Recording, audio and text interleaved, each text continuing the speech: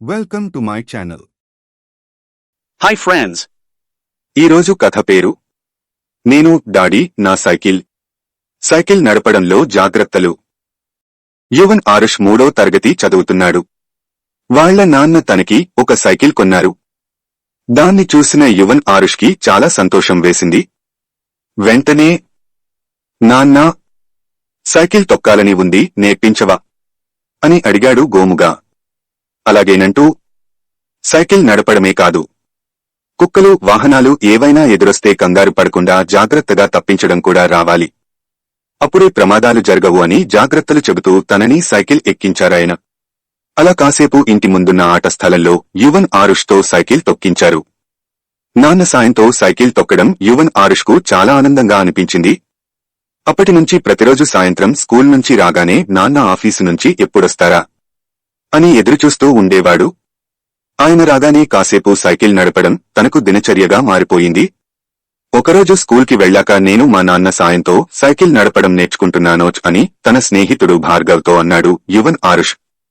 ఎవరి సాయం లేకుండా సైకిల్ నడపాలి, అప్పుడే నీకు వచ్చినట్లు.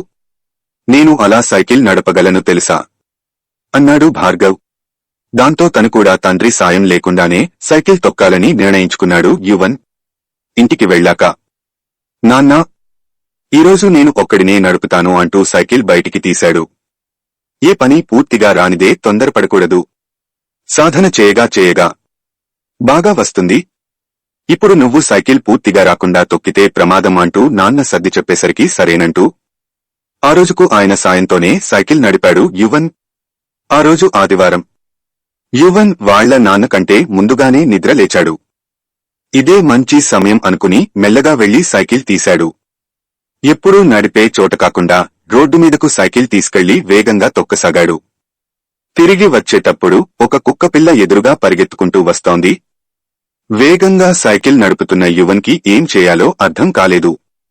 జాగ్రత్తగా దాన్ని తప్పించాలనుకున్నాడు. కాని సైకిల్ వెనక చక్రం కుక్కపిల్ల ముందు కాలును రాసుకుంటూ వెళ్ళింది. దాంతో అది గట్టిగా అరవసాగింది. తనకు బాధగా అనిపించినా దాని వెనకాలే ఎవరో పరిగెత్తుకుంటూ రావడం చూసి భయపడ్డాడు యువన్.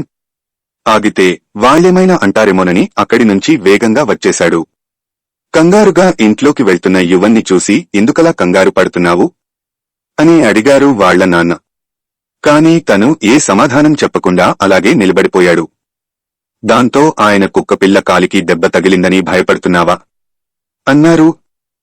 ఆశ్చర్యపోయిన యువన్ ఈ విషయం మీకెలా తెలుసు నాన్నా అని అడిగాడు.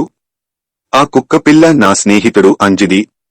అక్కడ నిన్ను చూసి ఇప్పుడే నాకు ఫోన్ చేసి చెప్పాడు అని అన్నారు వాళ్ల నాన్న. నన్ను క్షమించండి నాన్నా, ఇంకెప్పుడూ ఒక్కడినే బయటకు వెళ్లను దీనంగా అన్నాడు యువన్. ఇప్పటికైనా తప్పేంటో తెలుసుకున్నావు కదా, ఇక జాగ్రత్తగా ఉండు అని చెప్పారాయన. నాకు కుక్కపిల్లని చూడాలని ఉంది నాన్నా, వెళదాం అన్నాడా అబ్బాయి. గాయం చిన్నదే, కట్టు కట్టించానని అంజీ అన్నాడు. అయినా సరే వెళ్లి చూసుద్దాం పదా అని నాన్న అనడంతో ఇద్దరూ కలిసి బయలుదేరారు. డియర్ పిల్లలు, ఇప్పుడు చెప్పండి, మీకు ఏమీ అర్థం అయ్యింది? తల్లిదండ్రుల మాట వినాలి. వాళ్లు ఏమి చెప్పినా అది మీరు క్షేమంగా ఉండాలి అనే చెబుతారు అని తెలుసుకోండి. సైకిల్ తొక్కేటప్పుడు నిదానంగా ట్రాఫిక్ రూల్స్ ప్రకారం మీకు ఎడమ వైపు మాత్రమే నడపాలి. మీరు బాగా నేర్చుకున్న తర్వాత మాత్రమే పెద్ద రోడ్ మీదకు వెళ్లాలి. రోడ్డు మీద గుంతలలోకి సైకిల్ను దించకూడదు. 2 చేతులతో హ్యాండిల్ గట్టిగా పట్టుకోవాలి.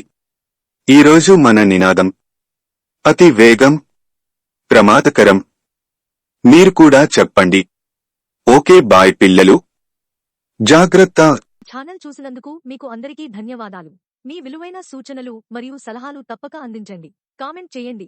దయచేసి ఛానల్ను సబ్స్క్రైబ్ చేసుకుని నన్ను ఎంకరేజ్ చేయండి. షేర్ కూడా చేయండి ప్లీజ్.